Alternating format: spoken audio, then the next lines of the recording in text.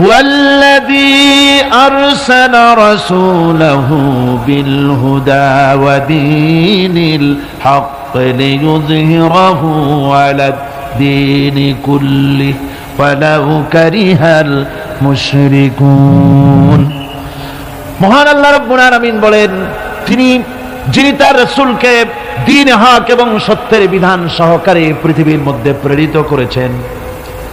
এই দ্বীনকে কাফেররা যতই তাদের মনে অপছন্দ হোক না কেন, নবীরা এই দায়িত্ব নিয়েই পৃথিবীতে আসেন দ্বীনকে প্রতিষ্ঠা করার জন্য। সূরা ফাতহার ভিতরে আল্লাহ রাব্বুল আলামিন এই আয়াতকে আবার আরেকটু ভিন্নভাবে বলেছেন, হুয়াল্লাযী আরসালা রাসূলাহু বিল হুদা ওয়া দীনিল হক লিইয়ুযহিরাহু আলাদ দীনি কুল্লিহি ওয়া কাফা বিল্লাহি শাহীদা। আমি রাসূলকে দ্বীনে হক আর সত্যের বিধান সহকারে পৃথিবীর বুকে পাঠিয়েছি। কেন? লিইয়ুযহিরাহু আলাদ দীনি কুল্লিহি, আয় লিইয়ুগলিবাহু আলা সাইরিল আদিয়ান। রাসূল পৃথিবীতে এসেছে এই কারণে মানুষের তৈরি করা সব মতবাদ, আদিয়ানে বাতিলা, সব রকমের মানুষের তৈরি করা মতবাদের উপরে ইসলামকে বিজয়ী করে দেবে। এজন্য রাসূল দুনিয়ায় প্রেরণ করেছি। রাসূলের কাজ এটা নয় যে মসজিদের মধ্যে বসে কিছু জিকির আজকার করবেন, তারপরে কিছু দাড়ি টুপি ইত্যাদি শিক্ষা দিবেন। এই কিছু জিকির আজকার আর কিছু দাড়ি টুপি জামা কাপড় কদু খাওয়া ইত্যাদি কিছু কথা তিনি বলবেন। এই শুধুমাত্র এতটুকুন কারণে রাসূল পাঠাবার কোনো প্রয়োজন ছিল না। রাসূল এসেছেন পূর্ণাঙ্গ শিক্ষা দেওয়ার জন্য। তার থেকে দাড়ি টুপি বাদ পড়ে নাই। তার থেকে কি দাড়ি টুপি বাদ? নিশ্চয়ই নয়। তার মধ্যে দাড়িও আছে, টুপিও আছে, জামাও আছে, মোছও আছে। মোছটা কেমনে কাটবেন রাসূল সে হেদায়েত দেন নাই নাকি? দিয়েছেন কিনা? সুবহানাল্লাহ বিহামদি। নখটা কেমনে কাটবেন সে হেদায়েত রাসূল দিয়েছেন কিনা? দিয়েছেন। টুপির হেদায়েত দিয়েছেন, দাড়ির হেদায়েত দিয়েছেন, জামার হেদায়েত দিয়েছেন, সব দিয়েছেন। কিন্তু আপনারা বলুন রাসূল মার খেলেন কেন? গতকাল বলেছি দুনিয়ার সমস্ত পয়গম্বরের অত্যাচারিত হয়েছেন, এমন কোন নবী ছিলেন না। 3 জন নবী ছাড়া সব নবী অত্যাচারিত হয়েছে। কয়জন নবী অত্যাচারিত হননি? 3 জন। একজন হলেন হযরত নূহ আলাইহিস সালাম। অত্যাচার হওয়ার আগেই বন্যা টন্যা হইয়া কাফেরদের আন্ডা বাচ্চা গোষ্ঠী শুদ্ধা শেষ। কাজী অত্যাচারিত তিনি হননি। বিরোধিতার মোকাবেলা করতে হয়েছে কিন্তু অত্যাচারিত হননি। আরেকজন হচ্ছেন হযরত আদম আলাইহিস সালাম। তার তো অত্যাচারের প্রশ্ন নিয়ে মানুষই নেই, অত্যাচার করবে কিনা? 3 নম্বরে হযরত সুলাইমান আলাইহিস সালাম, পিতা দাউদ আলাইহিস সালামের প্রতিষ্ঠিত রাজ ব্যবস্থা। আর এরপর আল্লাহ পাক তাকে দিলেন অনেক বড় যোগ্যতা, গোটা পৃথিবীর উপরে তারই রাজত্ব চলেছে। সুতরাং তিনিও অত্যাচারিত হননি। ইতিহাস খুঁজে দেখুন, কোরআন হাদিসের তাফসীর এবং হাদিসের ব্যাখ্যা দেখুন। এই 3 জন পয়গম্বর ছাড়া আর একজন নবী পেশ করতে পারবেন না যিনি অত্যাচারিত হন নাই। এই অত্যাচারের কারণ কি? যদি রাসূল ভালো করে বুঝুন, রাসূল যদি শুধু দাড়ির কথা বলতে এসে থাকেন, যদি শুধু কদু খাবার কথা বলতে এসে থাকেন, যদি শুধু খাবারের পরে মিষ্টি খাও এ কথা বলতে এসে থাকেন, তাহলে মারবে কেন লোকেরা? কদু খাইতে তো মজাই লাগে, ওটা বললে কেন পিটাবে লোকেরা? দাড়ি রাখতে বললে তো মারের কথা নয়, দাড়ি রাখলে তো ভালোই লাগে। পুরুষের সৌন্দর্য দাড়ির মধ্যে। দাড়ি যত সুন্দর, পুরুষের চেহারাটাও পুরুষোচিত, দেখতে সুন্দর হয়, দেখতে ভালো লাগে। আর এই দাড়ি যদি আরো লম্বা হয়, বুক জোড়া দাড়ি হয়, তো শীতকালে মাফলার ব্যবহার না করলেও চলে, দাড়িতেই কাজ হয়ে যায়। কাজে এই দাড়ির জন্য মারবে কেন? সুরমা লাগাতে যদি রাসূল বলে থাকেন সেজন্য মারবে কেন? মিষ্টি খাওয়ার কথা যদি বলে থাকেন সেজন্য মারবে কেন? মারার মূল কারণ হচ্ছে লিইয়ুযহিরাহু আলাদ দীনি কুল্লিহি, মানুষের তৈরি করা সব মতবাদের উপরে বিজয়ী করতে হবে। কার দিন? যারা বলেন কার দিন? আল্লাহর দিন। এটাই হলো কাফেরদের দৃষ্টিতে অপরাধ। আর এই অপরাধের কারণে তারা পয়গম্বরদের সাথে বিরোধিতা করেছে, মারধর করেছে। একটি জিনিস প্রণিধানযোগ্য যে আল্লাহ পাক কোরআনে কারীমের মধ্যে দিন বলেন নাই, বলেছেন আদ-দ্বীন। কি বলেছেন? আদ-দ্বীন। দিন আদ-দ্বীন অর্থাৎ একমাত্র জীবন ব্যবস্থা। ইন্নাদ-দ্বীনা ইনদাল্লাহিল ইসলাম, আমার কাছে মনোনীত একমাত্র জীবন ব্যবস্থা যেটা, সেটার নাম কি? সেটার নাম, এছাড়া আর কোন পথ আছে? জোরে বলতে হবে, আর কোন পথ আছে? নাই। কিন্তু পোড়া কপাল এক শ্রেণীর মুসলমান আছে যারা অমুসলিম ভাইদের সঙ্গে বসে একসঙ্গে বলে, ভাই তোমরাও যা আমরাও তাই। বলে কিরকম? বলে তোমরা বলো ভগবান, আমরা বলি আল্লাহ। তোমরা বলো স্বর্গ, আমরা বলি জান্নাত। তোমরা বলো নরক, আমরা বলি দোজক।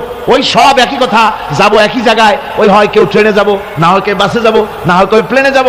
ওই পথ একটু একাবাকা হলেও যাবোই যখন এক জায়গায়। তোমরা আর আমরা সব এক, কোনো তফাৎ নাই।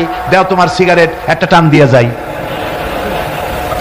একটা হক্কার একটা সিগারেট খাওয়ার জন্য আর ইমানটা বেঁচে দিয়ে আসলো, নাউজুবিল্লাহি মিন যালিক। ওরও রাস্তা আর তোমারও রাস্তা, এই দুই রাস্তা কি কখনো এক হয়? যারা বলেন কখনো এক হয়? হতে পারে না। ওর হচ্ছে ভগবান আর আমার হচ্ছে আল্লাহ। ওর ভগবানের স্ত্রীলিঙ্গে আসে ভগবতী না, ওর ঈশ্বরের স্ত্রীলিঙ্গে আসে ঈশ্বরী, ওর বিধাতার স্ত্রীলিঙ্গে আসে বিধাত্রী, ওর গডের স্ত্রীলিঙ্গে আসে গডেস। কিন্তু বলো আল্লাহর স্ত্রীলিঙ্গে কি আসবে? জি, গোটা বিশ্বের সমস্ত ডিকশনারি যদি এক জায়গায় করা যায়, আল্লাহর স্ত্রীলিঙ্গে কোনো প্রতিশব্দ খুঁজে পাওয়া যাবে না। তাহলে ওর ভগবান আর তোমার আল্লাহ এক হইল কি করে? কোনদিন এক হতে পারে না। ওর পথ আর তোমার পথ কোনদিন এক নয়। যদি এক হতো তাহলে আল্লাহ আর দিন বলতেন না, বলতে শুধু বলতেন দিন। যেমন আমি যদি জিজ্ঞেস করি এই চিটাগং থেকে ঢাকা যাওয়ার জন্য রাস্তা কোনটি, তখন যাকে জিজ্ঞেস করলাম সে যদি ইংরেজিতে জবাব দেয় চিটাগং থেকে ঢাকা যাওয়ার জন্য দিস ইজ এ ওয়ে, অর্থাৎ চট্টগ্রাম থেকে ঢাকা যাওয়ার জন্য ইহা একটি রাস্তা, তাহলে আমার বুঝতে অসুবিধা হয় না যে এটা ছাড়া ঢাকায় যাওয়ার আরো রাস্তা আছে, ঠিক কিনা? কিন্তু আমার প্রশ্নের জবাবে যদি উত্তর দানকারী যদি বলে যে চিটাগং থেকে ঢাকায় যাওয়ার জন্য দিস ইজ দ্য ওয়ে, তাহলে অর্থ কি হবে?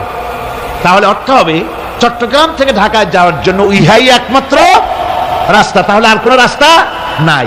কোরআনে কারীম আল্লাহ পাক দিন বলেন নাই, বলেছেন ইন্নাদ দীনা ইনদাল্লাহিল ইসলাম। আমার কাছে কেবলমাত্র শুধুমাত্র একমাত্র একটাই পথ, সে পথটি হচ্ছে মনোনীত জীবন ব্যবস্থা, তার নাম ইসলাম।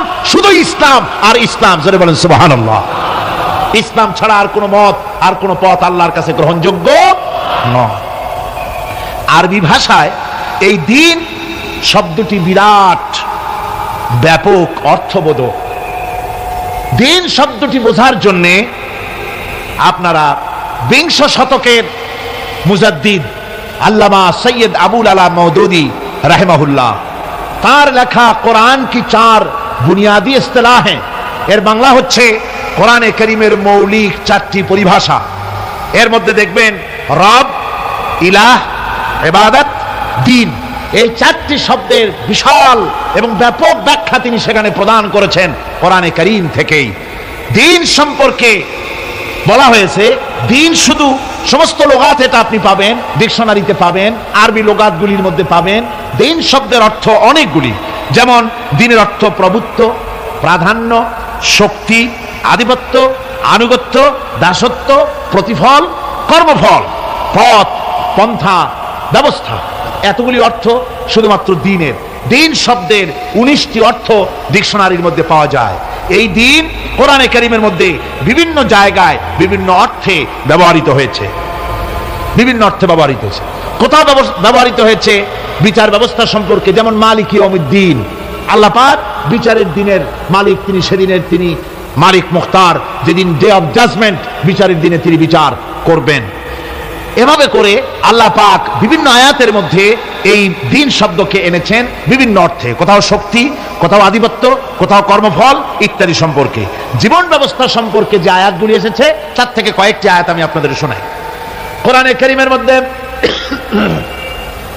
ইসলাম যে জীবন ব্যবস্থা হিসেবে দ্বীন ব্যবহৃত হয়েছে যে সব আয়াতে, তা হচ্ছে أفغير دين الله يبغون وله أسلم من في السماوات والأرض طوعا وكرها।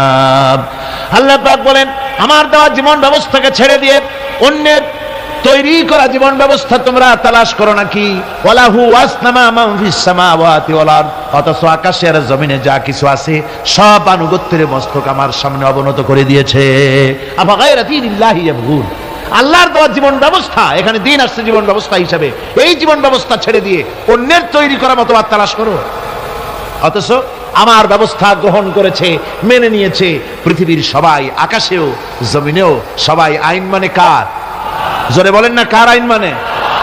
ওই মহাকাশের সূর্য, চন্দ্র, গ্রহ, নক্ষত্র, সৌররাজি, নবমণ্ডল, ভূমণ্ডল সব আইন মানে আল্লাহ রাব্বুল আলামিনের। তাই রাত 12টার সময় সূর্যের ক্ষমতা নাই, রাত 12টার সময় পৃথিবীর আকাশে উদিত হয় আর বলে যে রাত তুই সরে যা, আমি এখন দিনের 12টা বাজায় দেব।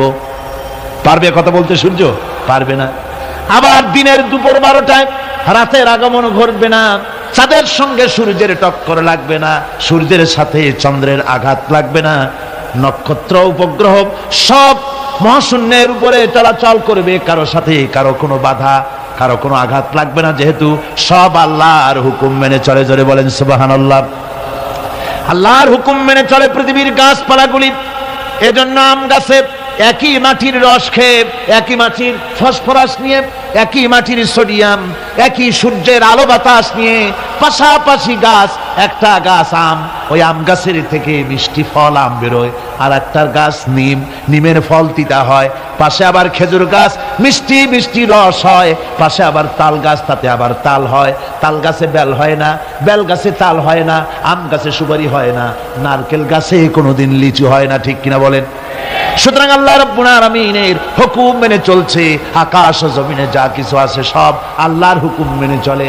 ওই দেখুন দরিয়ার পানিগুলি, পদ্মা, মেঘনা, যমুনা, ব্রহ্মপুত্র, কর্ণফুলী, দুনিয়ার সমস্ত আমাদের দেশের এই নদীগুলি আমরা দেখি, এই নদীর মিষ্টি পানিগুলি ভাটির টানে সব চলে যায় বঙ্গোপসাগরে। বঙ্গোপসাগরের পানি মিষ্টি না নোনা? লবণাক্ত পানি, মিষ্টি পানি যায় লবণাক্ত পানির দিকে, আবার জোয়ারের টানে লবণাক্ত পানিগুলি মিষ্টি পানির এলাকার ভিতরে চলে যায়, কিন্তু নোনা পানি পারে না মিষ্টি পানির এলাকা উৎখাত করে, ব্যারিকেড ভঙ্গ করে ভিতরে যেতে। আবার নোনা পানিও, মিষ্টি পানিও পারে না নোনা পানির ভিতরে ঢুকে নোনা পানিটাকে মিষ্টি বানাতে। সবগুলি আল্লাহর হুকুম মেনে চলছে। কার হুকুম? আল্লাহ পাকের হুকুম মেনে চলছে। আল্লাহর হুকুম মানে জঙ্গলের প্রাণীরা, অন্তরিক্ষের মহাকাশের সবকিছু, মাটির ভিতরের সবকিছু সব আল্লাহর হুকুম মেনে চলে, আল্লাহর আইন কানুন মানে বলে তারা শান্তিতে আছে। আল্লাহ বলেন আমার এই দিন যদি তোমরাও মানো তোমরাও শান্তিতে থাকবে। আল্লাহ পাক এবার বলেন وَمَن يَبْتَغِي غَيْرَ الْإِسْلَامِ دِينًا فَلَن يُقْبَلَ مِنْهُ وَهُوَ فِي الْآخِرَةِ مِنَ الْخَاسِرِينَ। যে বাজারা মানুষের তৈরি করা, আমি আল্লাহর দেওয়া জীবন ব্যবস্থা ছেড়ে দিয়ে মানুষের তৈরি করা মতবাদকে গ্রহণ করবে, ফালাই ইউকবালা মিনহু, ফালান, আমি কখনো তার কাছ থেকে ওটাকে গ্রহণ করব না। ওহুয়া ফিল আখিরাতি মিনাল খাসিরিন, কিয়ামতের দিন সে ক্ষতিগ্রস্ত হবে। কিয়ামতের দিন সে নিঃসন্দেহে ক্ষতিগ্রস্তদের সাথে শামিল হবে, যারা আমার দেওয়া বিধানকে ছেড়ে দিয়ে মানুষের তৈরি করা মতবাদ মেনেছে। এখন আপনারা বলেন, পৃথিবীতে যত মতবাদের নাম আমরা শুনি, এই মতবাদগুলি কার? আল্লাহর না মানুষের? আমাদের দেশে ধর্মনিরপেক্ষতার নাম আমরা শুনি, তার আন্দোলনও শুনি।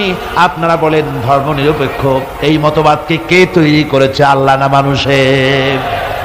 সমাজতন্ত্রের মতবাদ কে তৈরি করেছে? আল্লাহ না মানুষের? পুঁজিবাদ কে তৈরি করেছে? আল্লাহ না মানুষের?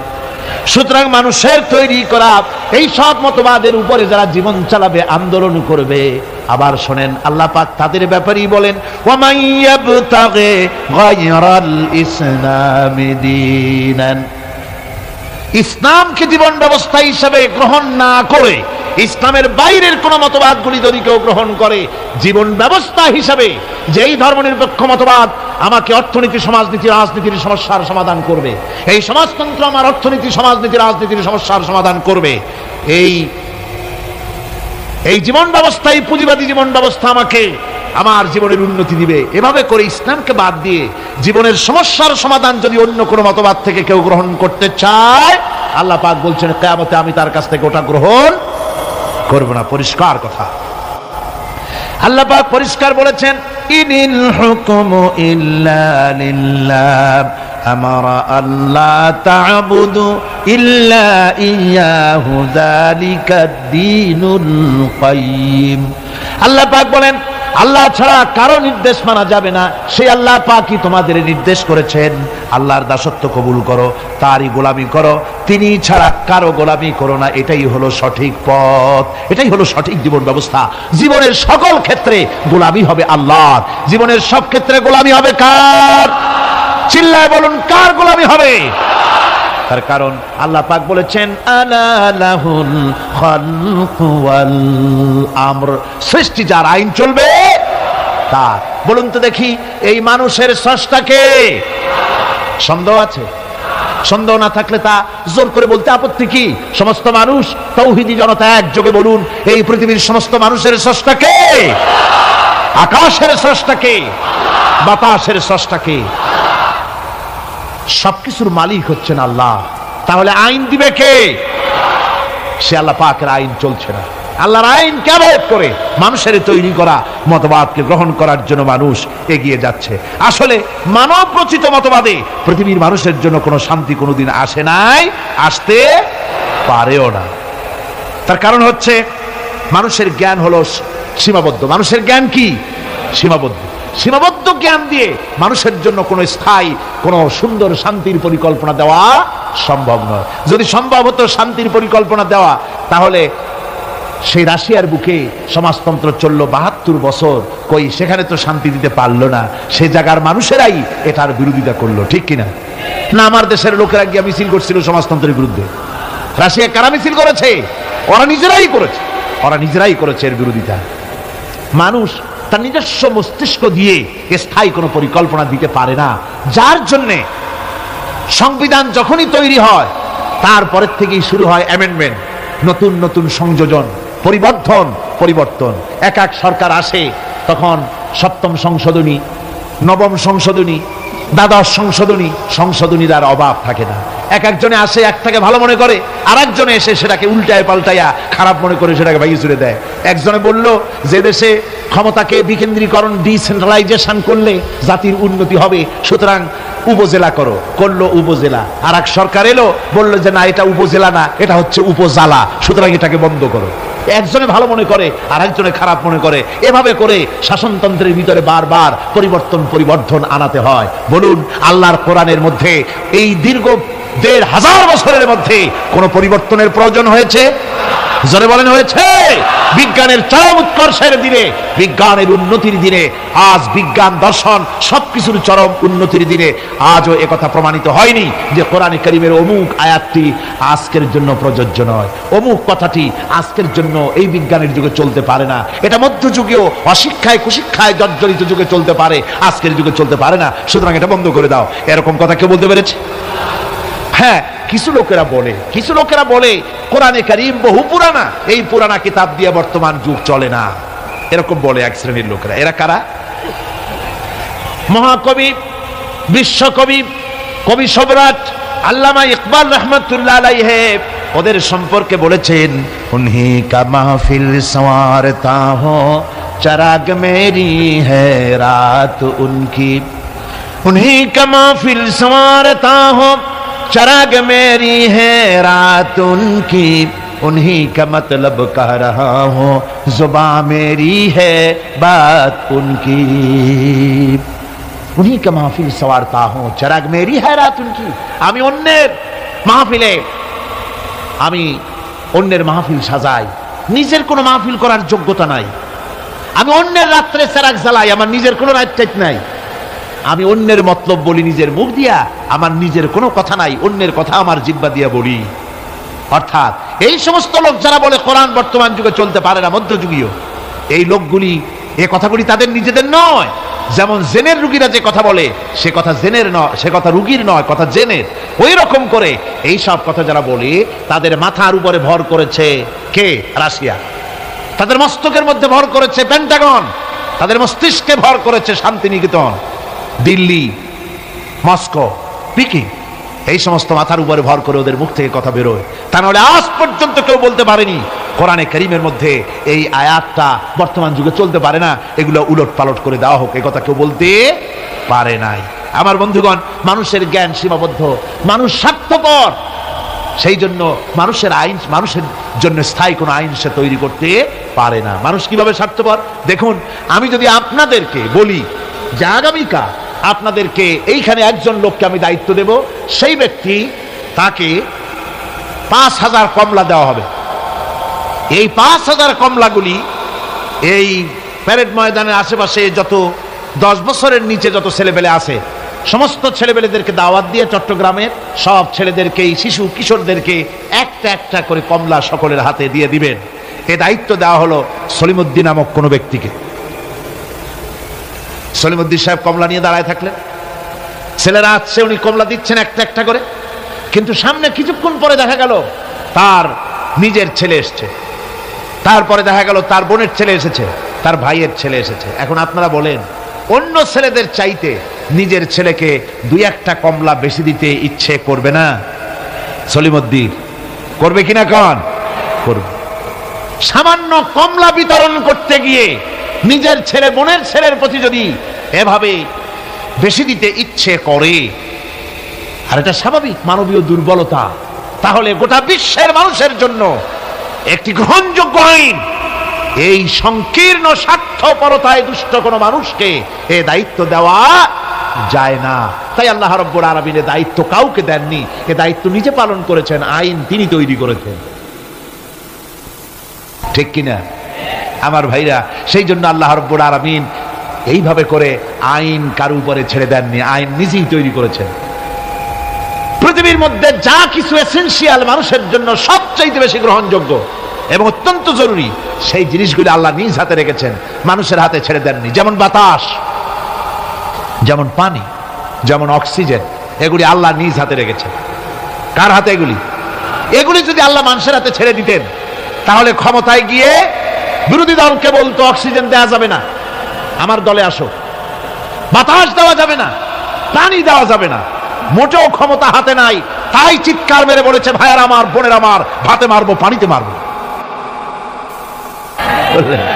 ক্ষমতা মোটে নাই, তাই এই চিৎকার। আর যদি বাতাস, পানি, অক্সিজেনের মালিক যদি মানুষকে বানানো হতো, তাহলে অপর গোত্র, অপর দলের লোকদেরকে তারা পিছে শেষ করে দিত। এই জন্য আল্লাহ পাক মানুষের অবস্থা জানেন। খুলিকাল ইনসানু দাঈফা, মানুষকে আসলে দুর্বল করে সৃষ্টি করা হয়েছে সকল দিক থেকে। তাই আইন তৈরি করার মতো এই বিরাট দায়িত্ব আল্লাহ মানুষের হাতে ছেড়ে দেননি, আইন তৈরি করেছেন আল্লাহ। কে তৈরি করেছেন? লোকেরা জিজ্ঞেস করেছিল, হে রাসূল, আইন তৈরি করার ব্যাপারে আমাদের কোনো অধিকার আছে কিনা, আমরাও কিছু সাজেশন দিতে পারি কিনা? আল্লাহ পাক শুনিয়ে দিলেন, কুল ইন্নাল আমরা কুল্লুহু লিল্লাহ, কুল ইন্নাল আমরা কুল্লুহু লিল্লাহ, বলে দাও একমাত্র আল্লাহর আইন চলবে, আল্লাহর আইনের ভিতরে আঙ্গুল ঢুকাবার অধিকার কারো নাই। জোরে বলেন সুবহানাল্লাহ। ব্যক্তির আইন, পরিবারের আইন, সমাজের আইন, রাষ্ট্রের আইন, জীবনের সব ক্ষেত্রে চলবে কেবলমাত্র আল্লাহ সুবহানাহু ওয়া তাআলা, তার বিধানই চলবে, মানুষেরটা চলতে পারে না। তবে মানুষ তাদের নিজস্ব জীবনযাত্রা প্রণালীতে কোনো নতুন কিছু করতে চাইলে তা করতে হবে কোরআনের আলোকেই, সুন্নাহর আলোকেই। যেহেতু গতকাল আমি বলেছি কোরআনে কারীম, কিন্তু আপনার কোরআনে কারীম সমস্ত নীতিমালার মূল নীতি হচ্ছে কোরআন। সমস্ত নীতিমালার মূল নীতি কোরআন। এখানে সব আছে, এখানে রাজনীতি, অর্থনীতি, সমাজনীতি, শ্রমনীতি, শিক্ষানীতি, যুদ্ধনীতি, বন্দিনীতি, স্বরাষ্ট্রনীতি, পররাষ্ট্রনীতি, সমস্ত গোষ্ঠী সুদ্ধা সব কোরআনের মধ্যে আছে। আল্লাহ বলেছেন তিবিয়ানান লিকুল্লি শাই, সব কিছুর বর্ণনা কোরআনে কারীমের মধ্যে আমি করে দিয়েছি, খুলে খুলে কোরআনে কারীমের মধ্যে বলে দিয়েছি, কোনো জিনিস বাদ দেওয়া হয় না। গতকাল বলেছিলাম সেই পিঁপড়া থেকে শুরু করে হাতি পর্যন্ত, মাকড়সা থেকে শুরু করে মৌমাছি পর্যন্ত কোনো জিনিস বাদ আছে কোন? বলেন, পিঁপড়ার নামে সূরা আছে না? হাতির নামে সূরা আছে, মাকড়সার নামেও সূরা আছে, নাম কি? আনকাবুত। মৌমাছির নামেও সূরা আছে, নাম কি? মেয়ে লোকের নামেও সূরা আছে, কি নাম? সূরা নিসা। মানুষের নামে সূরা আছে, নাম কি? সূরা নাস। সব আছে। আবার পৃথিবীর মধ্যে লোহাকেও বাদ দেওয়া হয়নি কোরআন থেকে, যেহেতু লোহা হচ্ছে মানুষের জন্য সবচেয়ে বেশি প্রয়োজনীয় জিনিস। যদিও সোনার দাম বেশি, কিন্তু প্রয়োজনীয় বেশি লোহা, সেই জন্য লোহার দাম আল্লাহ কমায় রেখেছেন। লোহার উৎপাদন বেশি করে বাড়িয়ে দিয়েছেন। খনিজ দ্রব্য লোহা, আপনার খনিজের মধ্যে, খনির ভিতরে লোহা আল্লাহ পাক বেশি বেশি পয়দা করছেন সারা পৃথিবীতে, যাতে মানুষ এর দ্বারা উপকৃত হতে পারে। লোহা এত জরুরি মানুষের জন্য, এই লোহা না হলে আপনার আমার বক্তৃতা শুনতেই পেতেন না, এই লোহার মাধ্যমেই যাচ্ছে। আমার সামনে যে স্ট্যান্ড আছে এটা লোহার তৈরি, তারপরে এর যে অ্যাম্পলিফায়ার আছে সেখানে লোহা আছে, এর ইউনিটির ভিতরে লোহা আছে, আপনি যে কাপড় সেলাই করছেন সেখানে লোহা আছে, সুই, আপনার কাগজপত্র ছাপতেছেন সেখানেও লোহা আছে, আপনার সুই থেকে শুরু করে প্লেন পর্যন্ত, এমনকি আপনি যে খাবার দাবার উৎপাদন করেন জমিন থেকে, জমিন চাষ করেন, তাও কাঠ দিয়ে হতো না যদি লাঙ্গলের মাথায় লোহার ফলা না থাকতো। লোহার ব্যবহার পৃথিবীর সর্বত্র। সুবহানাল্লাহ, সুবহানাল্লাহ বলেন। সুতরাং লোহাকেও বাদ দেওয়া হয়নি, কোরআনে কারীমের সব কথা বলে দেওয়া হয়েছে। সমস্ত কথা খুলে খুলে কোরআনে কারীমের মধ্যে আল্লাহ পাক স্পষ্ট করে বলে দিয়েছেন। আর বলেছেন এই কোরআনের আইন মেনে এর উপরে যদি তোমরা জীবন চালাতে পারো তাহলে কি হবে। আল্লাহ রাব্বুল আলামিন কোরআনে কারীমের মধ্যে পরিষ্কার করে বলে দিয়েছেন, কোরআনের আইন মেনে যদি চলো, আমার উপরে যদি মানানো আর আমাকে ভয় করার নীতি যদি অবলম্বন করে চলো, ওয়ালাউ আন্না আহলাল কুরা আমানু ওয়াত্তাকাউ লাফাতাহনা আলাইহিম বারাকাতিম মিনাস সামাই ওয়াল আরদ।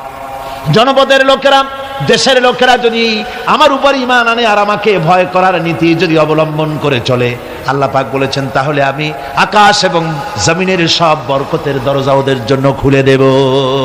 সুবহানাল্লাহ ওয়া বিহামদিহি। আকাশ এবং জমিনের বরকতের সব দরজা ওদের জন্য খুলে দেব যদি আমার উপরে আমাকে ভয় করো আর আমার উপরে ঈমান আনার নীতি নিয়ে যদি জীবন গড়ো। সুতরাং এই পৃথিবীতে শান্তি প্রতিষ্ঠা করতে হলে, শান্তি পেতে হলে তার পূর্ব শর্ত হচ্ছে জমিনে আইন চালু করতে হবে। কার? আরো জোরে বলে কার? আল্লাহ রাব্বুল আলামিনের এই আইন পৃথিবীর বুকে চালু করার কারণেই জনাবে মুহাম্মদুর রাসূলুল্লাহ সাল্লাল্লাহু আলাইহি ওয়াসাল্লাম এমন এক সমাজ কায়েম করেছিলেন যেখানে চুরি ছিল না, ডাকাতি ছিল না, জেনা ছিল না, ব্যভিচার ছিল না।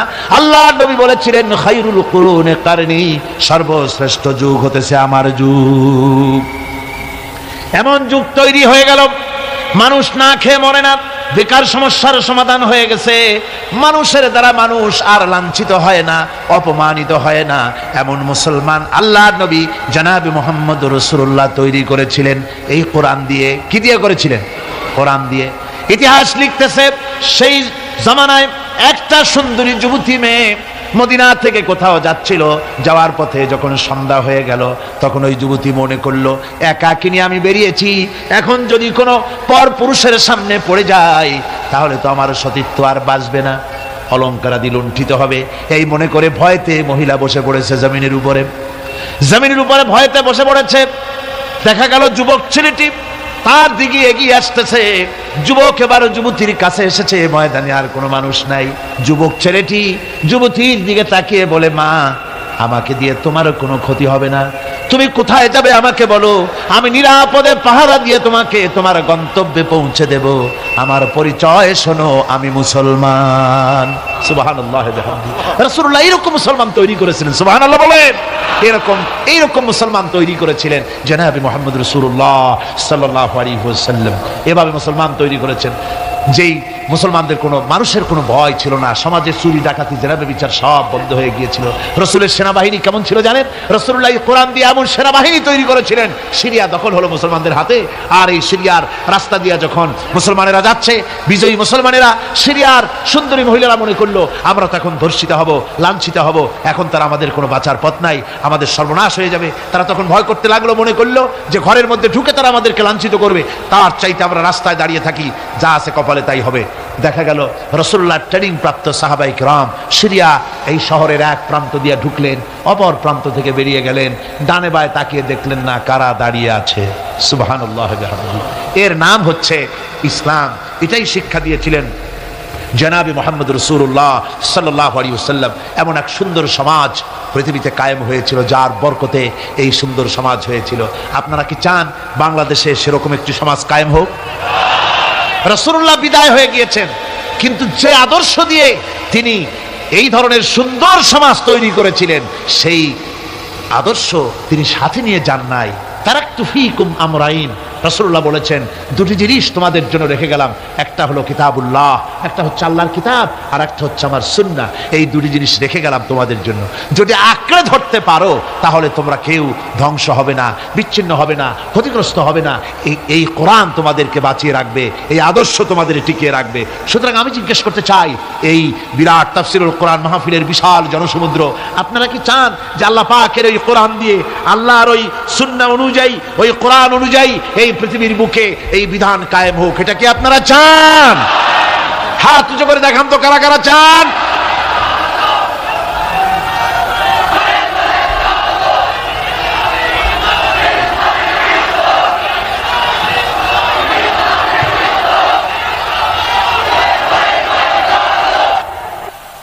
সুতরাং কোরআনে কারীমের আজকের যে জায়গা থেকে আমি আলোচনা করতেছিলাম, সেখানে পরিষ্কার কথা বলে দেওয়া হয়েছে যে পৃথিবীতে নবী আগমন এজন্য শুধু নয় যে আপনাদেরকে আমাদেরকে শুধুমাত্র কিছু জামা কাপড় আর কিছু সুন্নতের কিছু ট্রেনিং তিনি দিবেন, এতটুকু নয়। নবীর আগমন ঘটেছে একেবারে মাথার চুল, হাতের নখ কাটা থেকে শুরু করে রাষ্ট্র পরিচালনা পর্যন্ত সব শিখাবেন নবী। সব কে শিখাবেন? নবী শিখাই দিবেন সব কিছু, কোনো কিছু বাদ থাকবে না। আর মানুষের তৈরি করা মতবাদ প্রতিষ্ঠিত থাকবে না, প্রতিষ্ঠিত হবে আল্লাহর আইন। প্রতিষ্ঠিত হবে কার আইন? আল্লাহ রাব্বুল আলামিন বলছেন, হুয়াল্লাযী আরসালা রাসূলাহু বিল হুদা ওয়া দীনিল হক লিইয়ুযহিরাহু আলা দীনি কুল্লি।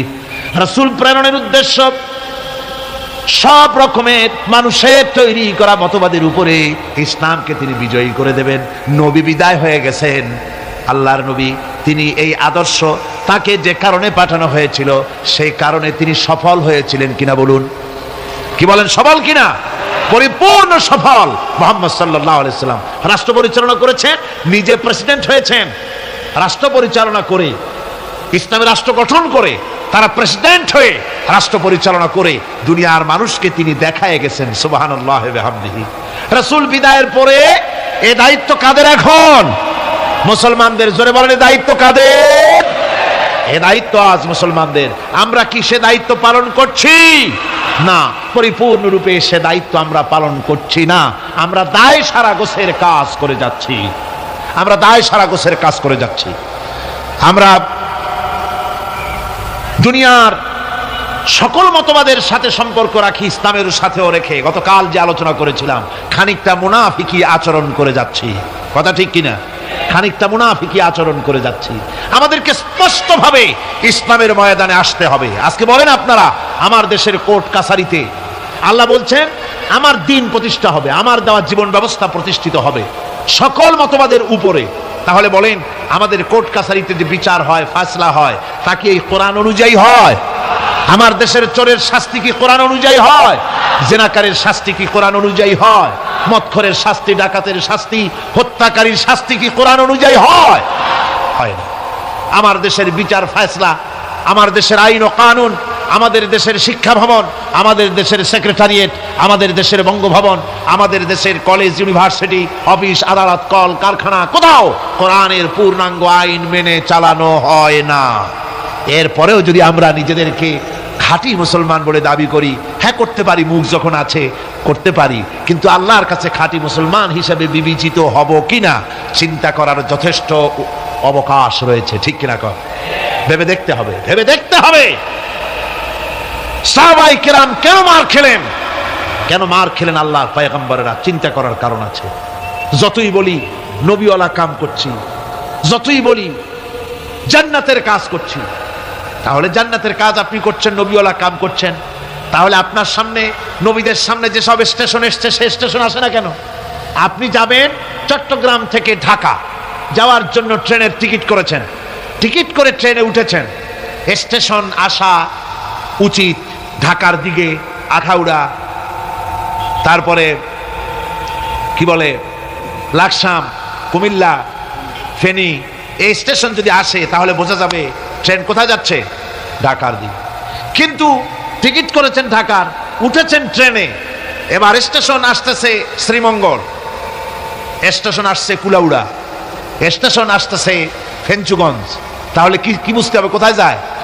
একেবারে উল্টা, সিলেটের দিকে ট্রেন চালু হয়ে গেছে।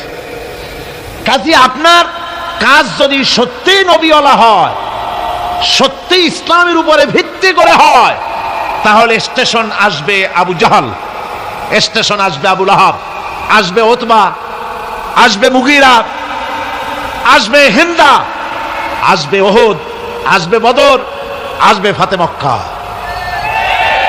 যদি এই সব স্টেশন না আসে, এসব স্টেশনের পরিবর্তে আসে কমলা, আঙ্গুর, বেদানা, হাদিয়া, নাজরানা, তাহলে বুঝতে হবে ট্রেন ঠিক মতো যাচ্ছে না। টিকিট করছেন ঠিক, ট্রেনে উঠছেন ঠিক, কিন্তু আপনার ইচ্ছে মতো গন্তব্যে ট্রেনটা যাচ্ছে না। আচ্ছা, এখন কি করবেন? আপনার ইচ্ছা যাবেন মদিনায়। কোথায় যাবেন? মদিনায়। গাড়িতে উঠেছেন, এবার এ গাড়ি মদিনার দিকে যাওয়ার জন্য যে সব স্টেশন আসা উচিত, সে স্টেশন আসতেছে না, স্টেশন আছে উল্টা। এখন আপনি করবেন কি? স্টেশন আসতেছে মস্কো দিয়ে যাওয়ার, স্টেশন আসতেছে আমেরিকা দিকে যাবার স্টেশন। এখন আপনি কি করবেন? আপনি যদি আপনার সিটে বসে ড্রাইভারকে গালাগালি করেন, তাতে কোনো ফায়দা হবে? আপনি যদি আপনার সিটে বসে রাগ করে নিজের চুল আর দাড়ি টানিয়ে টানিয়ে ছেড়েন, যাবো আমি মদিনায়, নিয়ে যায় আমার মস্কো, কি সর্বনাশ, এ যদি রাগ করে দাড়ি চুল ছেড়েন, তাতে কোনো ফায়দা হবে? তারপরে রাগ করে নিজের সিটটা যেদিকে ট্রেন যাচ্ছে ওদিক থেকে ঘুরাইয়া পিছনের দিকে দিয়ে দিলেন, তাতে কোনো লাভ হবে? কিসে লাভ হবে? লাভ হবে চেইন পুল করতে হবে, গাড়ির চেন টানতে হবে, গাড়ি ঝাঁকুনি খেয়ে দাঁড়ায় যাবে। ড্রাইভারকে বলতে হবে, বেটা, এই গাড়ির 95% যাত্রী মদিনার, আর তুমি নিয়ে চলেছ গাড়িকে দিল্লির দিকে, নিয়ে চলেছ পেন্টাগনের দিকে, গাড়ি ফিরাও। যদি যাত্রীর অধিকাংশ যাত্রীদের দাবি অনুযায়ী গাড়ি যদি না ফিরায়, তাহলে 2 নম্বরের কাজ হলো যাত্রীদেরকে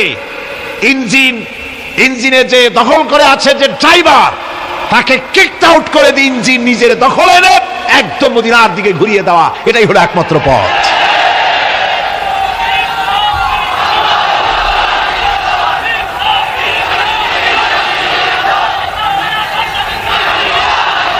সুতরাং আজকের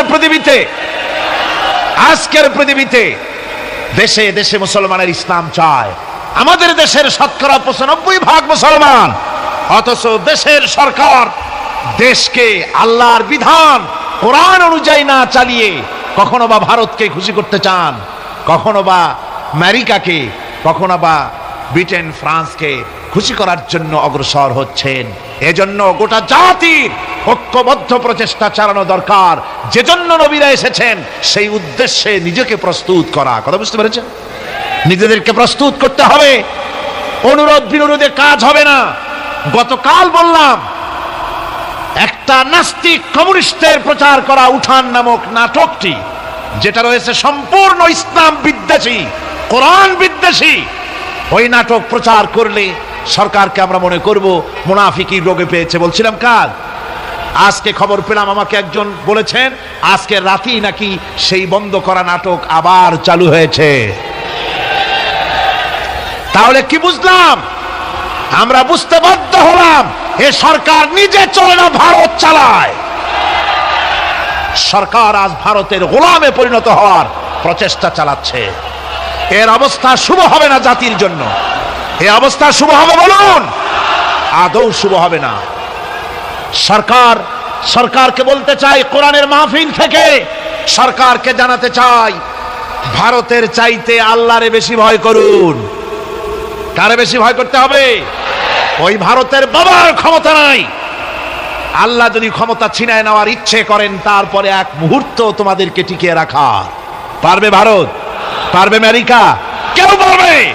কেউ পারবে না। সুতরাং ভারতকে ভয় নয়, ভয় করতে হবে আল্লাহকে। কাকে ভয় করতে হবে? সে আল্লাহ রাব্বুল আলামিনকে ভয় করে এগিয়ে আসতে হবে। আমরা সরকারকে, যে কোনো সরকার যখনই এসেছে, কোরআনে কারীমের মাহফিল থেকে আমরা তাদেরকে সতর্ক করেছি, ঠিক না? বিগত 14 বছরের ইতিহাস, এই তাফসীরুল কোরআন মাহফিলের 14 বছরের ইতিহাস, হাজার হাজার অডিও ভিডিও ক্যাসেট সাক্ষী। কোরআনে কারীমের আলোকে সরকারকে আমরা গঠনমূলক সমালোচনা করেছি। আমরা কখনো ডিস্ট্রাকটিভ সমালোচনা করি নাই, কনস্ট্রাকটিভ সমালোচনা করেছি, ঠিক না? আমরা চাই যারা ক্ষমতায় আছে তারা ইসলামের বিধান অনুযায়ী, দেশের 95% জনতার মন মানসিকতা অনুযায়ী দেশ পরিচালনা করুন। যদি না পারেন, ব্যর্থ হন, তাহলে অশান্তি, আল্লাহর গজব অপেক্ষা করছে। যে গজবে অতীতের লোকেরা ভুগেছে, সেই গজবও অপেক্ষা করছে। কোরআনে কারীমের এত বড় বিশাল মাহফিল, এই মাহফিলে শরীক হতে পেরে আমরা ধন্য। আমরা আল্লাহর কাছে শুকর আদায় করি, সকলে বলি আলহামদুলিল্লাহ। মহব্বতের সাথে জোরে সোরে সবাই পড়েন আলহামদুলিল্লাহ। কোরআনে কারীমের আলোচনা শোনার জন্য আপনারা যেভাবে এসেছেন, আগামীকালও এবং আরো কয়দিন আছে? 3 দিন, একদিন একদিন করে নেয়ামতের দিনগুলি ফুরিয়ে যাচ্ছে। আপনারা আপনাদের বন্ধু বান্ধবদের সকলকে দাওয়াত দিয়ে নিয়ে আসবেন। এ মাহফিল এমনই এক বরকতপূর্ণ মাহফিল যে বাংলাদেশের অনেকগুলি জেলা থেকে এই শীতের প্রচণ্ডতা উপেক্ষা করে, পকেটের পয়সা খরচ করে কোরআনে কারীমের এই তাফসীর শোনার জন্য এ মাহফিলে হাজির হয়। সবাই বলেন আলহামদুলিল্লাহ। এই বরকত থেকে মাহরুম হবেন না। আপনারা সবাইকে ডেকে ডেকে নিয়ে আসবেন। আর আসার সময় আপনারা বাসে, ট্রাকে অথবা পায়ে হেঁটে যেমনি আসবেন, আসার সময় মিছিল করে করে আসবেন, যাওয়ার সময় মিছিলের আকারে যাবেন, যাতে করে যারা হিংসুক আছে, এই মাহফিল যাদের বরদাস্ত হয় না, তারা কিন্তু সুযোগ পেলে ফাঁকে ফোঁকে আঘাত হানতে পারে। গত বছর, তার আগের বছর এসব দুষ্টামি তারা করেছে, ঠিক কিনা? ওদের চরিত্র বিশ্বাস করা যায় না। নিজেরা নিজেরা মারামারি করে অন্যের উপরে দোষটা চাপায় দেয়। ও, তাহলে আমার আর কিছু বলা লাগবে না, বুঝিয়ে ফেলছেন? মাশাআল্লাহ। আমি আপনাদের খেদমতে আরজ করছি যে এদের চরিত্রই এইটা, এদের চরিত্রই এটি। সুতরাং আপনারা যাবেন মিছিল সহকারে। কি সহকারে যাবেন? আসবেন ও মিছিল সহকারে, যাবেন ও মিছিল সহকারে।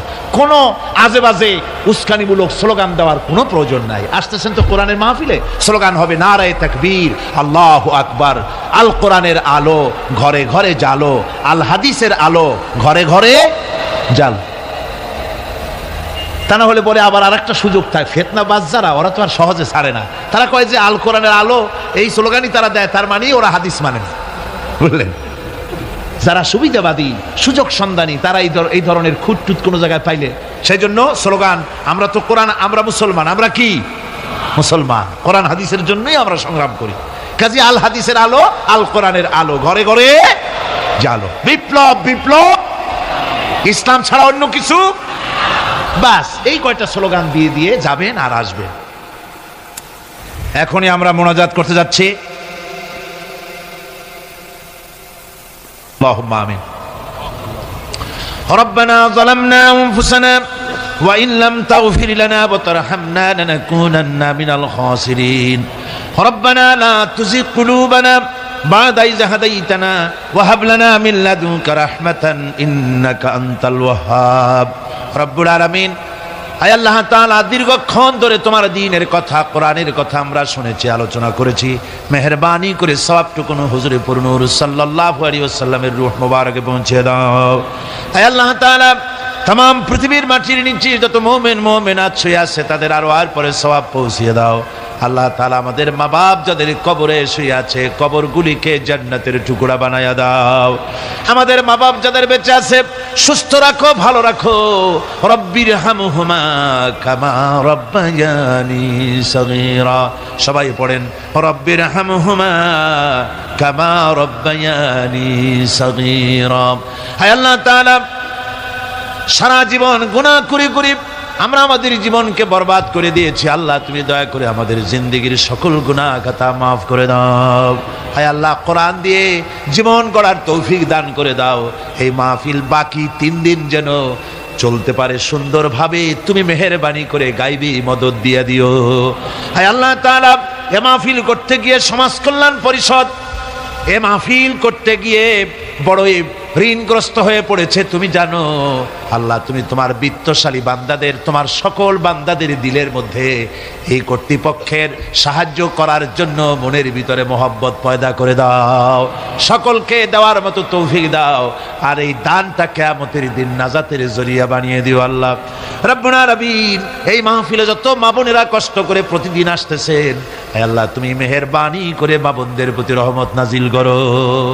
আয় আল্লাহ দেশ বিদেশ থেকে যত লোক এসেছে সকলের উপরে রহমত নাজিল করো, আমাদেরকে কোরআন বোঝার তৌফিক দাও, কোরআন অনুযায়ী জীবন পরিচালনার তৌফিক দান করে দাও। রব্বানা তাকাব্বাল মিন্না ইন্নাকা আনতাস সামিউল আলিম ওয়া তুব আলাইনা ইন্নাকা আনতাত তাওয়াবুর রহিম। হে আল্লাহ তাআলা, অনেকে দোয়া চেয়েছে, অনেকে কষ্ট নিয়ে বিপদ নিয়ে আসে, মনে এই বিশ্বাস নিয়ে যে কোরআনের মাহফিলে দোয়া কবুল হয়ে যাবে, এই নিয়ত করে বান্দারা আসে। আল্লাহ, কোনো বান্দা যেন মাহরুম হয়ে না যায়, তোমার রহমত দিয়া প্রত্যেকের ঝুলি তুমি মালামাল করে দিও। সুবহান রাব্বিকা রাব্বিল ইজ্জাতি আম্মা ইয়াসিফুন ওয়া সালামুন আলাল মুরসালিন আলহামদুলিল্লাহি রাব্বিল আলামিন। ওয়াজআল আখিরা কালিমাতিনা ইনদাল মাউত লা ইলাহা ইল্লাল্লাহু মুহাম্মাদুর রাসূলুল্লাহ। আসসালামু আলাইকুম ওয়া রাহমাতুল্লাহ।